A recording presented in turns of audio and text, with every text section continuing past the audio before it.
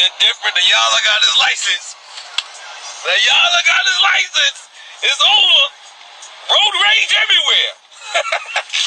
I'm outside. I'm driving. I'm finally driving my own cars. God damn it. Yeah, at least.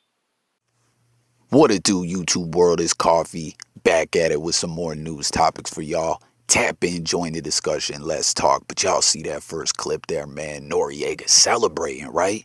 He's like, yo, I can finally get road rage, you know what I'm saying? Someone cuts me off. I can pull up and talk my ish, you know what I'm saying?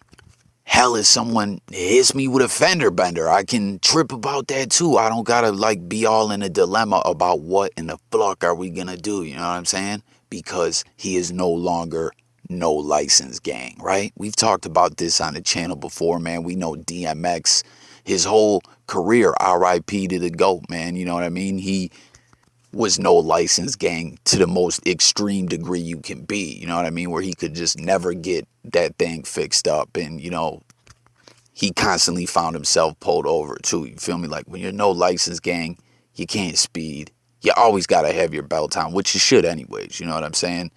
You got to use your blinkers. You got to have your hands at 10 and 2. You know what I mean? Everything's got to be perfect because one little slip up, you get pulled or some ish like that, man, you going down. You know what I mean? Depending what city where you're at. Some spots, like a lot of ish is going down, and police, unless it's like a traffic cop, don't really have time to trip off something minor because some whole other ish is going down somewhere else of more importance. But, you know, X just never cared. Like, he was pulled over at the time, and he got flucked up in multiple states and ended up actually doing a bit in Arizona behind that ish.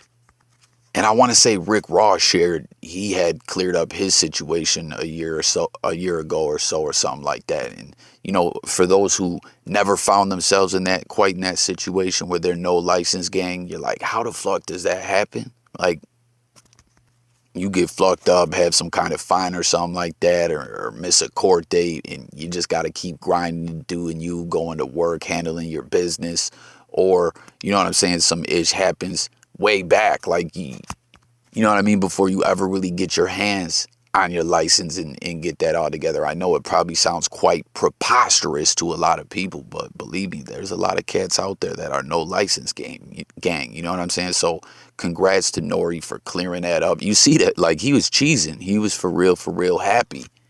Definitely a big relief off his shoulders, you know. But hit the comments, y'all, for real. Like, comment, you know, have you been in that situation in your life? Are you quite possibly still in that situation? Or does it just sound ludicrous to you? Are you one of the individuals that's like, no license gang? What the fuck is this about?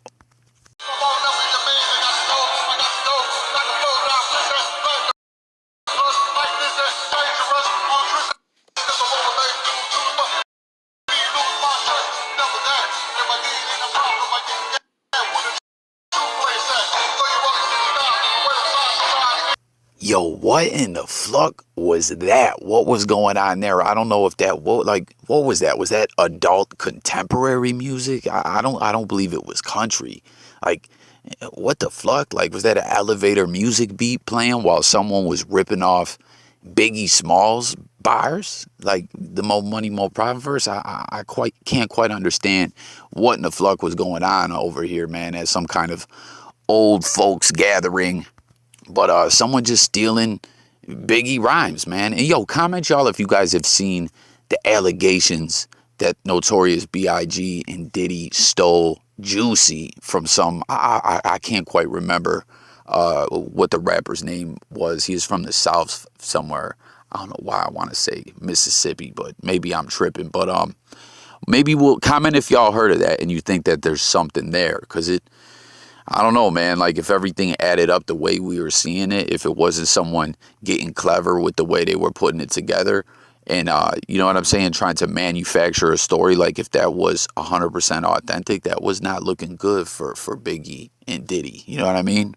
So comment what y'all think about that and if we should do a video further speaking on that. But getting back to this, I don't know what, yo, you seen the old dude too doing the 1-2 hop step?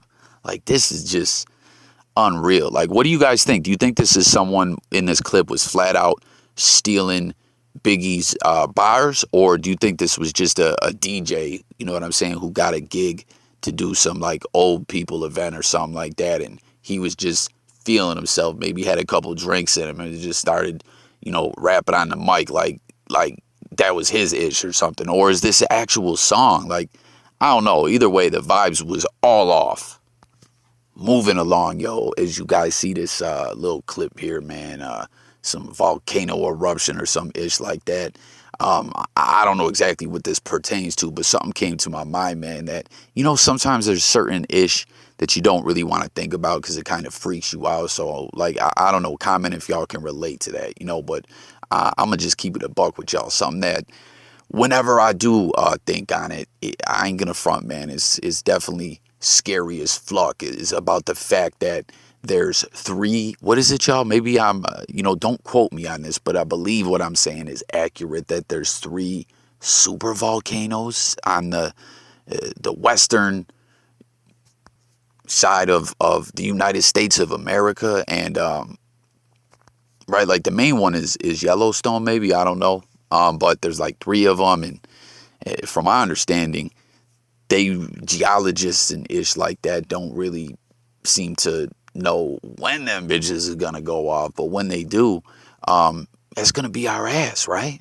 Like, I don't know, that scares the fuck out of me. Not something I like to think about, and you know, that's not the way you want to live life, thinking about scary-ish. But I don't know, I just saw this little clip with the volcano. Shout out to the bro Lon the Don. This ish just kind of freaks me out when I think about it. Like, I wonder if there's anything they can do, like, to neutralize that or something like that. You know what I mean? From my understanding, I believe that there's evidence that's been found that, you know, they believe that mankind was at one point in time, I don't know if we were as advanced technologically as we are today, but society had gotten pretty far all to be, you know, wiped out and almost extinct by the volcano, right? Like, I don't know. Nonetheless, that is just freaks me out. Comment and let me know if y'all feel that way as well. And your thoughts on the situation just in general, you know what I'm saying? And how about this, y'all? I'm going to share a link to a clip for y'all, man, of this dude giving a tour of his cell in Norway, in prison in the country, Norway. Now, I can't recall whose live stream I was on more recently, but someone was, this got brought up about Norway, and it's just wild, man. Like, this is like a dorm room, you know what I mean? And it's just wild to look at the way, as we know, the United States, it often gets discussed, you know, privatized prisons and the prison industry, and, you know, how big money it is. And, you know, because of that, and through lobbyists and different initiatives that are pushed politically and ish like that, you know what I mean, to feed the machine that is the prison industry, the criminal justice system just sends so many motherfuckers away to do bids and everything like that. Like, it's just the mentality and the philosophy of this country, and just the way the criminal justice system / prison system is. And then you look at somewhere like Norway, where, again, I didn't share the clip. Go check it out and come back. But it's just basically this dude. He did get hit with 20, or I don't know how much time he's doing, but from my, you know, research, it seems you do still get hit with time in Norway, like 21 years or something like that for murder. But it's just a total different way that they treat the individuals. And just in general, crime in Norway is like super low. You know what I mean? But basically, you know, they say their philosophy on people going to prison is strictly rehab, and to make people better neighbors, and, you know, try to really get them back for society, rather than having, you know, it the kind of society in prison where, like, you know, over here motherfuckers is shanking each other, you know what I'm saying, gang politics, drugs and ish, and money, you know what I'm saying, reigns above all and everything, you know what I mean? Like, it's just crazy to take a look at other countries, sometimes the way they do things. So go check that out, come back, comment, let me know what y'all think about that as well. How about this, y'all? You know what I'm saying? You guys know YouTuber No Life Shaq, you know, came up like a motherfucker, you know, making Eminem related content. You know, this guy blew up, man, seeing a crazy bag, living that good life. Shout out to him. You know what I'm saying? I ain't hating, right? But, you know, Eminem just dropping Curtain Call 2. And it seems, you know, he's a big fan of No Life Shaq, you know, and it's wild because we know Eminem is a bit of a recluse. He barely does interviews. He stays in the cut and everything like that. You know what I mean? But he sends No Life Shaq merch and a CD. I guess Shaq made a video unboxing it. He also tweeted, him and Rosenberg tweeted in support of No Life Shaq. Like, I don't know, that's cool to see, you know, M fucking with the fans and everything like that, you know. But for real, if y'all really look at it, like, for the most part, M stays out of the public eye and it doesn't really use social media like that or tap in with anyone. So if you think about it, it's kind of wild to see him rocking with him. Let me know if you guys fuck with No Life Shaq. You know what I'm saying? Curtain Call 2, all that. Let's talk about it in the comments, y'all. And then to close things out, man, Deathrow Records, right? We know Snoop Dogg has revived the label. You know what I'm saying? He owns the rights to the name. There's a bit of a discrepancy, though, regarding some of the content and music, I believe, you know, regarding to the Tupac estate and other stuff like that. As we've seen, you know, a lot of the music was pulled down off streaming platforms, and there's been different reasoning given out for the reason why that is. But for me, it leads me to believe, and other things I've heard, that when it comes to all the like Snoop owns the name and everything, but when it comes to the complete catalog, it may not exactly be that simple. You know what I mean? But something interesting to notice here is you see in the studio Harry O, you know, who was pardoned by Trump on his way out of office when he also pardoned Weezy and Kodak Black. Kodak Black went out and got himself a whole nother case. You wildin' Kodak, and got shot since then, you know, which that ain't his fault, but I don't know. Anyways, it's just kind of wild to look at things full circle, you know, at the death row key players. Like, who would think, you know what I'm saying, years ago, you know what I mean, that Suge Knight would be doing the bid that he's doing, which that's a whole nother story. Things may be somewhat looking up for Suge Knight as far as getting a release date, possibly a sooner release date, that is.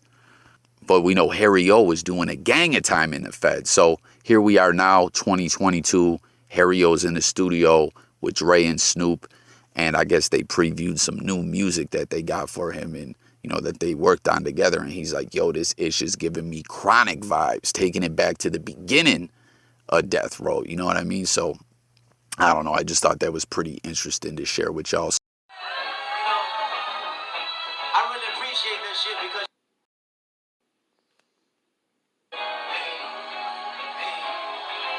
I said I do this for my culture. Oh, good looking out for clearing that motherfucking line. You ain't never charged me for no motherfucking line, dog. I really appreciate this shit. And to close it out, man, y'all saw that clip there, man. Kendrick Lamar, again, this piece of art that he dropped, Mr. Morale and the Big Steppers, is just an amazing body of work. Really, truly is, you know. And he's been on tour. We've been seeing all kinds of highlights coming off from that tour. You know what I'm saying? It's been moving everyone. The security guard was crying.